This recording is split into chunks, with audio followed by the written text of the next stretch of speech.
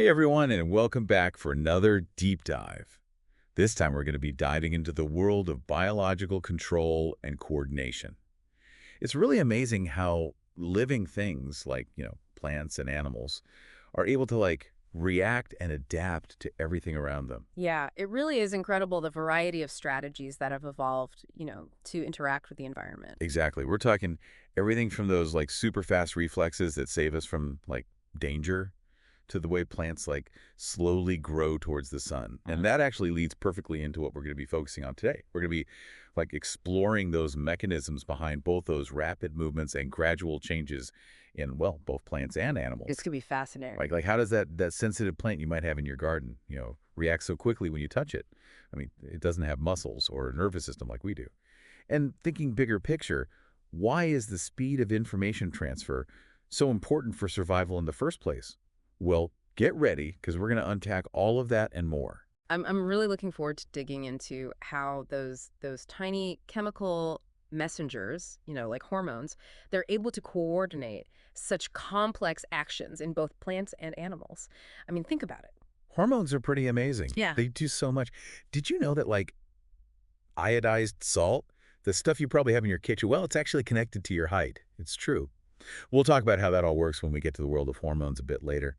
But first, let's zoom in on the animal kingdom. Let's talk about that impressive nervous system. Oh yeah, the nervous system. It's like a high-speed communication network. It Hmm. lets creatures like us to sense the world around us and then process that information and then react like super fast, like in the blink of an eye. It's amazing. Think about the last time you accidentally touched a hot stove. You probably instantly jerked your hand away without even thinking about it. It's a classic example of a reflex action. It's super fast, totally involuntary. It basically bypasses the brain to maximize speed. So the signal, it travels like from your hand to your spinal cord and then back to your muscles all in a split second. That's why you pull your hand away, like even before you register the pain. Wow. Just incredible how our bodies can do that, react so quickly without us even thinking. Talk about efficiency. Yeah. So for those more complex actions, that's when the brain steps in, right? It becomes like the command center. Exactly. The brain, it processes information from our senses, makes decisions, and then coordinates our movements. Think of it like a bustling control room, constantly receiving and sending signals to make sure everything's running smoothly. It's not just like one big blob of neurons, though, right? I mean, the brain's actually organized into three main parts. That's right. We've got the forebrain, the midbrain, and the hindbrain. They've each got their own special functions. A well-oiled machine. I like it. The forebrain is like the thinking part of the brain. It handles our higher cognitive functions, like language, memory, making decisions. The midbrain is involved with vision and hearing, taking that sensory information and sending it off to other parts of the brain. Then you've got the hindbrain, which controls a lot of our automatic functions like breathing and our heart rate, Yeah. the stuff that keeps us going without us even having to think about it. And tucked away in the hindbrain, Yeah. we've got the cerebellum, right? Yeah. That's what keeps us balanced and coordinated. Yeah. Ever wonder how you can walk in a straight line or ride a bike without constantly falling over? Well, thank your cerebellum for that. That's a good one. It's a pretty remarkable structure. It lets us move with grace and precision. But the brain and the spinal cord, that central nervous system, they're pretty delicate. Good thing they're well protected, though, right? Oh, yeah. They've got the skull and the vertebral column. Strong defense against damage. Like a personal bodyguard for your most important organs. Okay, so we've got this amazing brain sending out all these commands, but how do those commands actually get turned into movement? I mean, that's where muscles come in, right? Muscles are the workers of the body. They carry out the brain's instructions. They're connected to the nervous system through special junctions. And when a nerve impulse reaches a muscle, it triggers a contraction. So it's kind of like pulling on a string to make a puppet move. Yeah, that's a good way to think about it. That contraction of the muscle fibers, that's what makes the movement happen. Could be a tiny twitch or a big jump. Right. And we have different types of muscle too, right? Voluntary muscles, the ones we consciously control, like when we walk or talk. And involuntary muscles, working hard in the background, keeping our heart beating and our food digesting, Yeah. all without us having to think about it.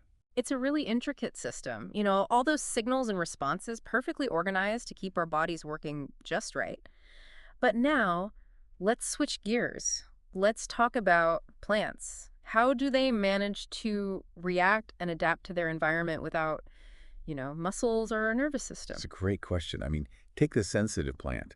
It can fold its leaves in like a fraction of a second when you touch it. It's like it knows what you're doing. How does it do that without any nerves or muscles? It's crazy. Plants have their own ways of coordinating their actions. They're not as fast as the animal nervous system, but they work really well. So how do they do it? No nerves, no muscles, Yeah. spill the beans? I mean, it's wild to think about. It's like they have their own secret language or something, right? Well, maybe not talking like we do, but they definitely communicate. See, plants, they have two main ways of moving. First, there are those rapid movements, the ones that don't need growth, like that sensitive plant we were just talking about. Oh yeah, the sensitive plant. It's like it jumps when you touch it or something. Yeah. So what's the secret? What makes it react so fast? It all comes down to water pressure. The Yeah. sensitive plant's got these special cells, and they can lose water super quickly when something, touches them. And when they lose that water, the cells shrink, and that makes the leaf fold inward. So it's like a tiny little hydraulic system inside the plant. That's so cool. It really is. Now, the second type of plant movement, that one's much slower. It relies on growth. Like, think about a vine, how it climbs up a trellis or something. It's slow, but it gets there. Yeah, yeah, like those tendrils, they wrap around as support. It's like they're reaching out, like grabbing hold. Exactly. Perfect example. That's what we call tropism. Yeah. It's directional growth, in response to something. And in the case of those tendrils, what's making them grow that way is touch. So the side of the tendril that's touching the support, that side grows slower than the side that's not touching anything. And that makes the tendril curl right around the support. So it's like the plant's always adjusting, how it grows to make the most of where it is. That's pretty smart. Exactly. Now we can't forget about light. That's essential for plants, right? And they have this amazing ability to grow towards a light source. We call that phototropism. Think of think of a sunflower. You know how it tilts its head to follow the sun across the sky? Oh yeah. That's phototropism happening right there. It's like they have an internal compass or something leading them right to that energy they need. And the key to all that, it's a plant hormone called auxin. It's produced in the tip of the plant's shoot, at the top, and then it travels down the stem, concentrating on the side that's in the shade, that makes the cells on the shady side grow longer, and that's what makes the plant bend towards the light. So it's not just touch they're reacting to, it's light too. Yeah. And they use that sensitivity to grow as much as they can. What about gravity? How do plants know, like, which way is up and which way is down? That's where geotropism comes in. Roots, for example, they grow down in response to gravity, make sure they dig down into the soil, so they can anchor the plant and get water and all those nutrients they need. And then at the same time, the shoots, they're growing up, going against gravity to reach that sunlight. It's amazing how they've adapted to like those basic forces of nature, gravity and light. And speaking of adaptations, remember we were talking about how important speed is for animal reflexes? Well, plants, they depend on a different kind of speed, the kind that uses those chemical signals. You mean like hormones? We were talking about those before. So instead of those electrical impulses, plants use hormones to get the messages around. That's it. These hormones, they act like little messengers. They travel throughout the plant and then they trigger these specific responses. We've already talked about auxin, how it makes them grow towards the light, but plants have a whole bunch of different hormones. Each one has its own job. Some of them make the plant grow, others stop it from growing too much, some make it flower, and others make it go dormant, sleep for a while. Wow, so it's like they have their own whole language, Well, made of chemicals, a symphony or something. Mhm. And it tells the plant how to grow, when to develop, how to react to everything around it. And just like with those animal reflexes, how fast those hormones travel, it really depends on what's happening. Remember that sensitive plant? It has to react super fast when it's touched, maybe to stop some hungry animal from eating it. Yeah, that makes sense. If you're a plant and something brushes against you, it could be dangerous. So how do they get that signal around so quickly?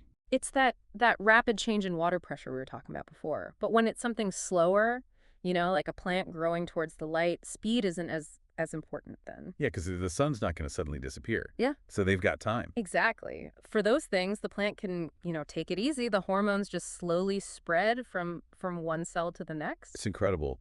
Both plants and animals, they've developed these amazing ways of communicating, and they're perfect for what they need. Mhm. It makes you realize, how connected everything really is. I agree. We often think of plants and animals as completely separate, but when you look at how they control and coordinate everything they do, you see how much they actually have in common.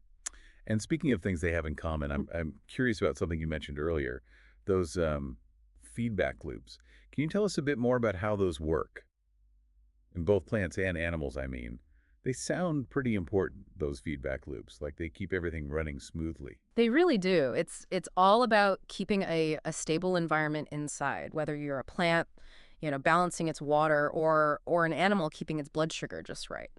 Think of it like a thermostat in your house. When it gets too cold, the thermostat turns the heater on, and then when it's warm enough, it switches the heater off. Oh, okay. So it's like a back and forth, making sure things stay within a certain range. Yeah, exactly. Let's take blood sugar. Like when you eat, your blood sugar goes up, right? Well, your pancreas, it senses that and releases insulin.